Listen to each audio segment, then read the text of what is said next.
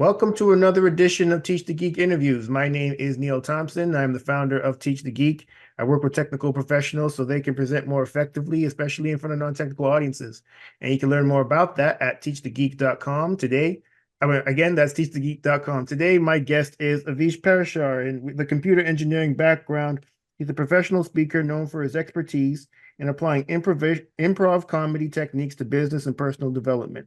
So for those of you all who are considering becoming professional speakers like Avish, you might have some questions. Questions like, well, what do I charge?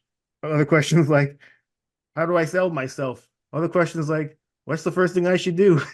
So let's get into it and see what answers Avish has for us. Welcome to Teach the Geek Interviews, Avish. Awesome. Thank you, Neil. Thank you for having me. So when it comes to somebody who's thinking, I think I speak well. Other people say that I speak well. You should be a speaker. But I'm pretty sure there's more to it than that. But I think that one thing you have to figure out is what you're going to speak about. So for those who are listening or watching this conversation, Avish, what should be the first step they do in figuring out what they should talk about? Well, I'd say there's really three approaches, and this might drive your listeners crazy. I don't really think there's any one way, so probably most questions I'm going to say, well, it depends. So, I think there's three approaches. One is outside in. The outside in is what problem can you solve for the market? This is what a lot of the business speakers, the consultants, this is where they start. So, you look at your background, you're like, I'm really good at sales and I can help people improve their sales, or I can improve communication. Based on your background and expertise, what problem can you solve for a business? That is a great approach because it helps with the marketing right out of the gate. The inside out approach is, what do you want to speak on? Like, look at your background, look at your story. Now, this is where a lot of speakers start because, like, oh, I've done all this interesting stuff, I want to talk about it. It's a fine place to start, but if you don't connect it to the audience's needs, you'll end up doing a lot of free speeches for chicken dinners because no one's going to pay for your story. They might, it might be nice for a Rotary luncheon, but no one's going to pay. But it's not a bad place to start. Like, what is inside of you? What's your background? And the third one kind of is a little bit similar to that, but it's like, what do you want to speak about? Um, Especially if you're just starting out.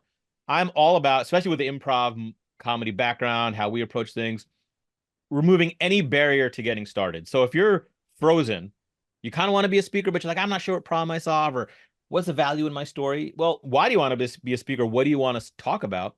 And just start with that. And then you can, like most speakers like myself, the message, the brand, the marketing, it's constantly refined. And if you don't get started, you never have anything to refine. So pick the one that resonates with you the most and just get started with it. All right. And so now an aspiring speaker has a speaking topic. What other things do they need to have in place before they can go out there and start selling themselves as a speaker? You, well, again, you don't need anything. Because honestly, if you have a great network and a good reputation and you go to events, people will book you. Now, that's a terrible way to do it, but some people will work that way. So again, the all depends answer. In my opinion, the basic thing you need is some kind of a website because this day and age, the first thing a potential client's going to want to do is go to your website. Even if you meet them in a networking event, they're almost all going to want to see a website. This doesn't need to be super fancy. It can be just a couple pages, homepage, maybe a page about your speaking programs and a page about you and a way for people to contact you. That's to get started. If you want to start what I would say making real money, you will unless you're a celebrity or have a bestseller, you're going to need speaking video. You will probably not have speaking video when you start, so don't let that deter you. But what you want to do is start recording anytime you speak, or as many times as you can, especially if you're ever going to be on a nice looking stage. And in your early days, if you want to do this as a career, a lot of times people are not going to have budgets. They're going to have small budgets. They're not going to want to pay you. One thing you can ask for is either if they're recording it, get a copy of the recording, or if they're not recording it themselves, just ask permission to bring your own videographer to come.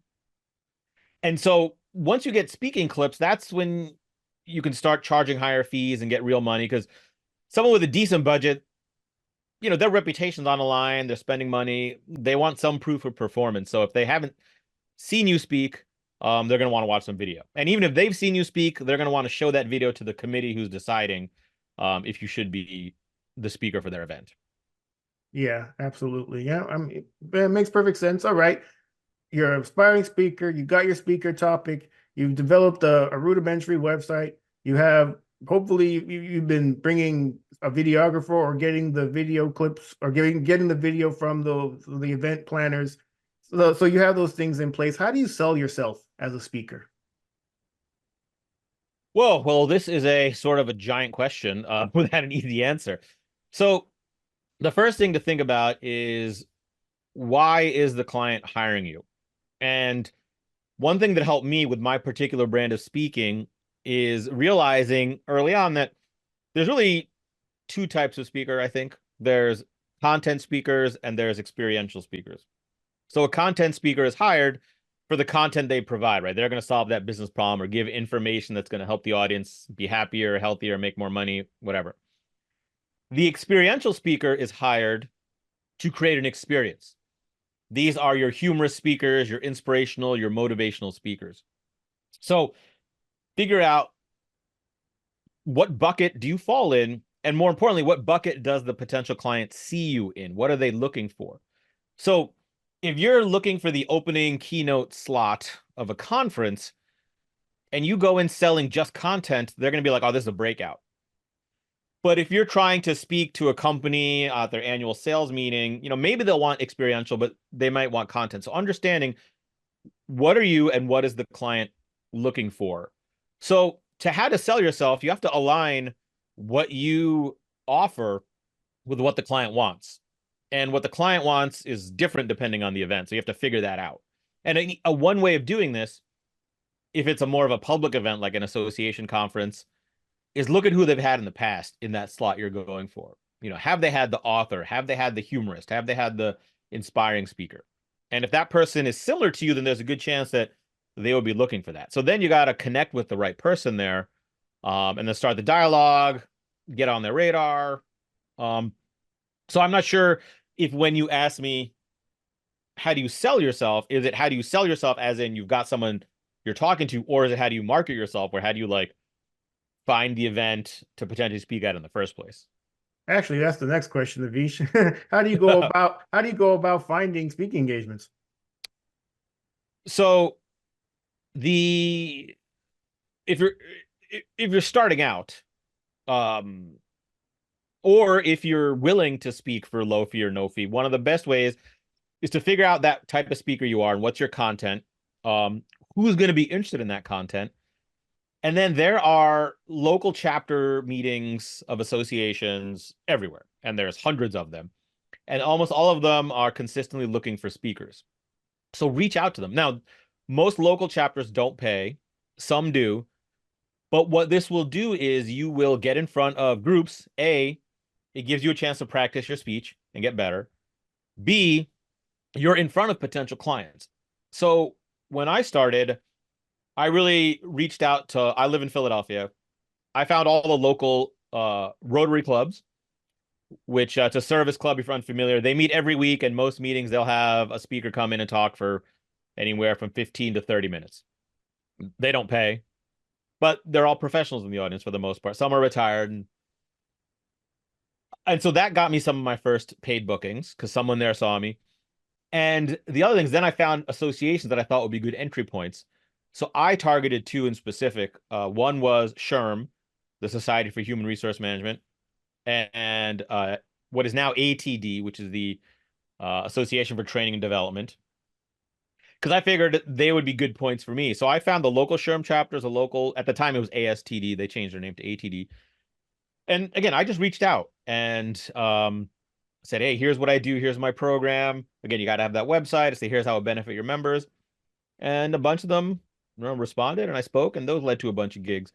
So if you've got a more targeted background, like let's say you're a branding professional, maybe you go to the branding associations, or if you're an engineer, your audience is going to be mostly people in STEM.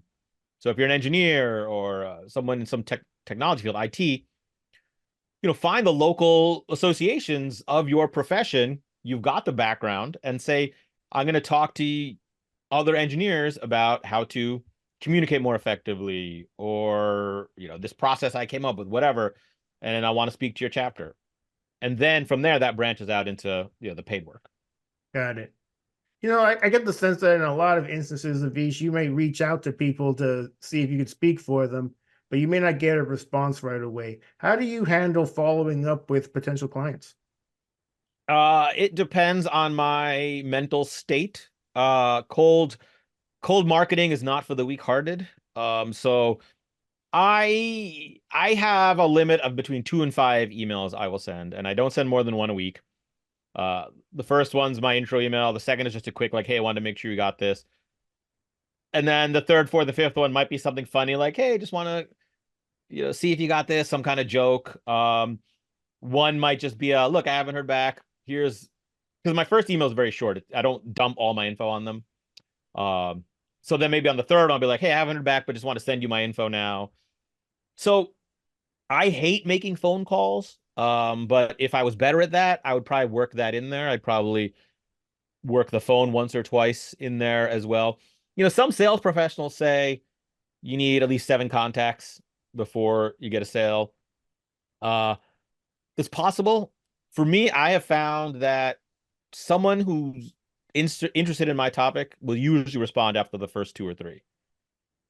So for my cold campaigns, I'm usually now my cold campaigns these days are more for paid work.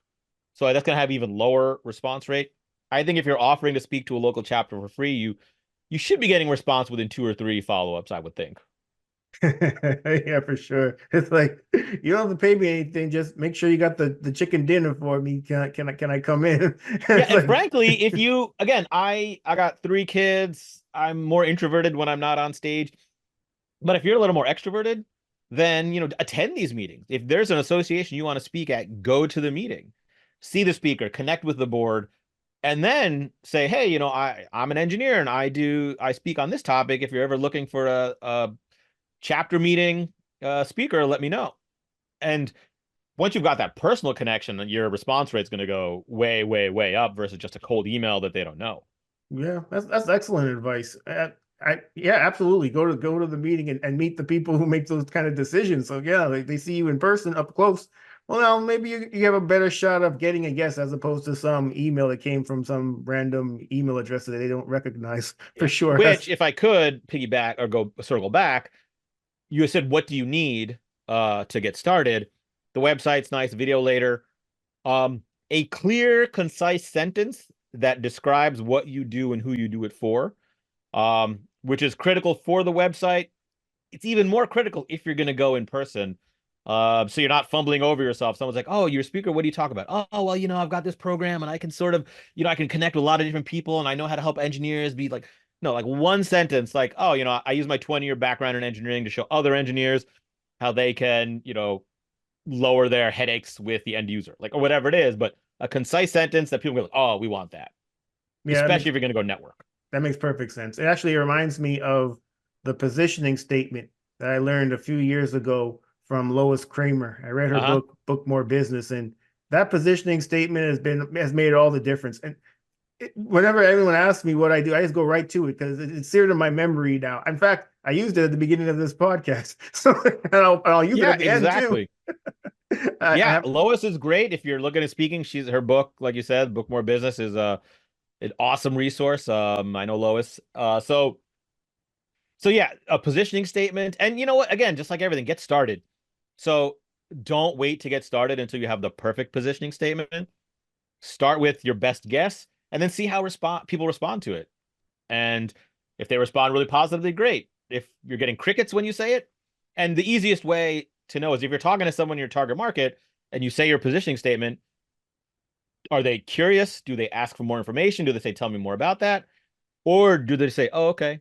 And then just like, you know, move on to the next piece of conversation and get a sample set, right? Even if even as a great statement, you're going to talk to people who aren't interested. But like I'll say, I use improv comedy and mine changes a lot. So I'm a speaker, I use improv comedy to help groups navigate change. And, some people just are like, oh, that's nice. But then some people get real curious. And so, do a few and see how they respond and then edit and improve and change. Yeah, 100%. And you're absolutely right about that, Avish, about just getting started at some point. I mean, I think a lot of people they're waiting for everything to be perfect, but that never happens. And we don't even know No. what perfection even means. So we just end up just not doing anything. So I think you're absolutely right on that. And I take your point about the making phone calls as well. I often ask people like yourself, professional speakers, about the phone calls, and some people swear by it, and other people they're more averse to it, or like yourself. Whenever I think of the call, always thinking, what are you? This is a cold call. This person wasn't expecting to hear from you. What are you saying to them that makes them think, I'll listen to you even more? And I just think of myself. When I see a number I don't even recognize, I ain't picking up. So I'm Oh, like, this day and age, yeah, it's even you got to find with marketing. That's why I say it all depends. If you don't pick a marketing activity that if you don't like, I wouldn't even go as far as say you have to enjoy it. You just have to not hate it. Because marketing is really about repetition and consistency. So it's not like, oh, let me make a bunch of phone calls and boom, I'm done. It's like, no, what are you going to do that you're willing to get up every day and do over and over and over again? You will burn out if you pick something you hate. Um, Now again, short term, sure. Like you can do it for a bit. Like if you're going through a peak and valley as this business has, if you're in a valley, you're like, all right, I'm gonna do this thing I hate for like 3 months or 2 months or whatever. Yeah, but if you're setting your business up, find some marketing activities that you genuinely enjoy or at least will be willing to do over and over again for a long time. yeah. And you know what? Another thing I like about the email is that when you receive it, you might not even read it at first, but then you might go back to it and read it more carefully after some time, as opposed to a phone call. Someone calls you, you're not expecting it, and they might have called you at an inopportune time, and then you're just thinking, I'm not interested, and you put the phone down, and then you don't really think about that person ever again. At least with the emails, there's this there's a copy of it, there's a record of I'm the it. same way. Someone calls me, they're interested in me, and they'll call me, and I'll have to like take notes, and my bad handwriting. So a month later, I'm trying to. Versus when they email me first, is they've got the basic details. It's much nicer. And I think you're right, especially as younger generation move up in the workforce and become more of the decision makers. Like, there's a whole generation of people that are like annoyed if you call them. They want text, I mean, they don't even want email, right? They want text messages and stuff. Um, but again, some people will email. Now, my general rule of thumb is I always respond to an inbound inquiry in the medium I got it. So if you call me, I'm going to call you back. If you email me, I'm going to email you back. So that's, even if I prefer email, I'm just going to use whatever format you use to reach out to me. That's what I'm going to use to reach back out to you. Yeah, it makes perfect sense. All right, so now you're an inspiring speaker. You got your speaking topic. You have your website. You got video. You're reaching out to people. You're following up. How do you handle pricing your services? Well, this is one I still, 20 years in, I'm still like, I literally got an inquiry. I'm like, oh, what am I going to tell these people? So have a fee number in mind. And there's ranges that are generally accepted, like, up to 2,500 or 3,000 generally considered like a newer speaker. 25 to 5 is sort of you're kind of getting going. 5 to 10 is a very respectable, like working professional speaker rate. Mine is kind of in that range. Um, 10 to 15, you've got a little more celebrity status, you've been around. So, and then above that is usually celebrity. Like you got some level of fame, or your story is so important, or fame well known, or you got a best-selling book. So the real answer is charge as high as you can confidently say and as high as the client can pay. Like it's a terrible answer, but it's really the way it is. So, and it's funny, I think we had connected because you saw Lois comment on one of my LinkedIn posts or something. So I actually listened to some of um your interview with her to kind of to get an idea of the podcast. And I heard her say that a great line, which is that with fee, you can never, once you've quoted it, you can't go up, you can only go down. So um, starting a little higher is good because it gives the room. Now, the fear I have with that I'm sure most speakers who are in this position have, is your fear is that you will say your fee, it's too high, and the client will just never respond or move on. like I'm usually okay if they come back and say this is not my fee. So there's that. So another way of handling it is to give a range. Because if you've got this is where the phone is helpful. If you've got people on the phone and you say a fee that's too high, they'll usually let you know. If you email a fee, they might just disappear because they're like, oh, you're out of our budget. I literally once had someone and I said like my fee was 7,000 by email. Didn't hear anything back. And they were like all set to book me. And then I followed up like a month later. Hey, haven't got a review. What happened? They're like, oh, your fee was a little too high. Actually, so we went with someone else. I was like, oh, well, just out of curiosity, like, could you let me know for the future, like, what was your budget? And they said, oh, we wanted to keep it under 6,000. I'm like, I would like, what? You're $1,000 away. Why didn't you at least tell me or ask? Like, I would have done that. I would have made that work. Like, so that's the fear. So if you go in and say, if you email and say, my fee depends on a few factors, the range is, 1,500 to 3,000 or 5 to 10,000. Can we set up a quick call so I can learn more and give you a more accurate number? Then you can figure out from them. But I think a lot of sales though is the willingness to walk away. So a lot of speakers and salespeople say never, ever, ever email your fee. Always get them on the phone. I already told you I hate the phone, so I email my fee all the time. And I'm probably, I probably lost some business because of that. But again, you gotta do the thing that's gonna make you happy. So I'll usually say my fee and then say, how does that work in your budget? So I don't just say the fee and boom, like, how does that work in your budget? What I've started doing now is I include, and this is more for a little bit more advanced speaker, I started including a lot of things in my fee. So instead of, like, I have a couple books. And so I used to book the gig and then bring books to sell or try to say, hey, do you want to buy it? Now what I say is, here's my fee. And included in this fee is 100 copies of my book that you can give to attendees, plus a few other things like promotional video, follow-up session, whatever. Now they can come back and say, oh, we don't have your full fee. Can we not get some of this bonus stuff? So it sort of gives them an idea of like, here's what I'm getting if I get less, instead of saying, here's my fee, take it or leave it. So what I would recommend everyone resist the temptation to do is to say, here's my fee, but I'm willing to negotiate it. Like, because that kind of sets you off on a, although I say not to say that, but I've done that. I say, and I still, here's the interesting thing about it, depends who your target market is. Right. If you're business to consumer, letting them know you're willing to negotiate is dangerous because it's their own money. So they're much more likely to try to, oh, I can get this for cheaper. When you're business to business, for me, I'm mostly dealing with people with a budget. And I can't tell you the number of times I have said, here's my fee, but I see value in speaking to your type of group, so let me know. I have ways of working with groups.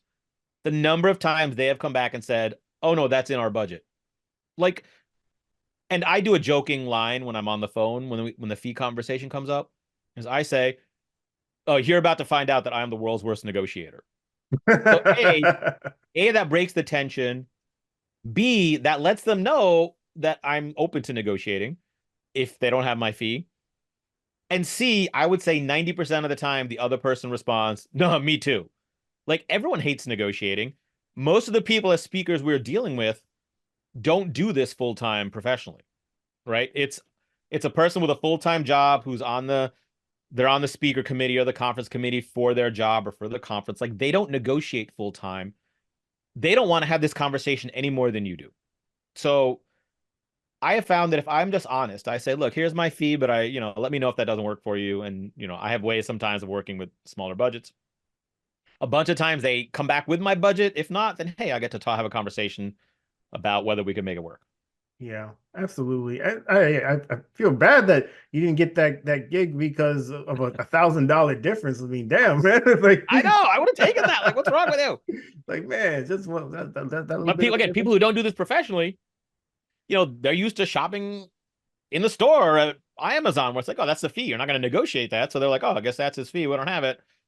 So if you don't do this professionally, you don't even know. Yeah, 100%. For the people who are aspiring to be speakers, there's a lot of programs out there that they can join to help them along that path of becoming a professional speaker. If someone were to join such a program, what do you think they should expect from one? I think what you're getting, there's two reasons you would join a program. Number one is clarity.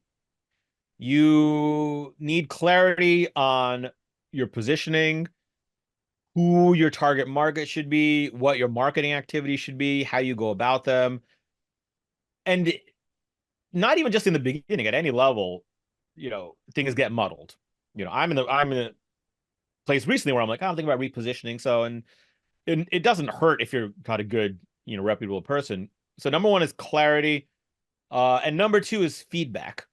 So that goes with clarity, but you want someone who can look at your stuff and give you feedback and say, here's, oh, this positioning statement would be stronger if you did X. Or if it's on the speaking side, like watching you speak and giving you feedback.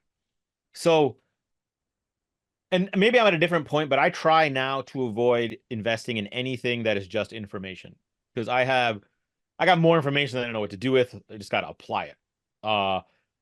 And there's a lot of programs out there, right? But a lot of that you can just get in a book, right? Like Lois's book, Jane Atkinson's book, Marco LeBlanc's book. A lot of great books out there. Um, I would say though, if you're going to spend a lot of money on a program, make sure you're getting clarity and feedback. Very feedback. That makes perfect sense. Yeah, you're right. There's a lot of programs out there. Some make more promises than others, and the reason I ask that type of question is you don't want people to finish such a program and think I didn't get what I thought I was going to get out of it. But did you have the right or did you have the right expectations going into it as to what you're going to get out of this program? And I think that's something that more people need to ask themselves when they're going to spend perhaps thousands of dollars on these types of programs. That's for sure. Yeah, You and know, this is where, and I think Lois talked about this as well. This is where joining the National Speakers Association or at least attending meetings can be very helpful. Um, because you don't know, right? It's easy to put up a great website promising huge things, transforming your speaking business. When you join a group like NSA, whatnot, you can find people who have actually taken those programs and get feedback. Like you can't throw a stick at an NSA conference without meeting someone who's hired Lois to help them or hired Jane Atkinson as their coach or, Gonda, Kelly Swanson's program on storytelling, like whatever. It's, you'll on a website, it's just a testimonial. You don't know who that person is, but actually having a conversation. What was it like? What was your expectation? Kind of to your point. Did you get what you expected? That's where it's really valuable. yeah, 100%. All right, Avish, you have this person that is aspiring. They got their website, they got their speaking topic, they got their video, they're out there, they're prospecting, they're getting engagements, they're happy about it. What should they have in place before they quit their full-time job to become a professional speaker full-time? Oh, that is a fantastic question. Number one, you should have savings because the speaking business is an up and down business. Number two, you should have dates on the calendar and a pipeline. So, um, again, I'm doing these gigs and I've got these potential leads. And most importantly, I think you should have a reliable, repeatable marketing system.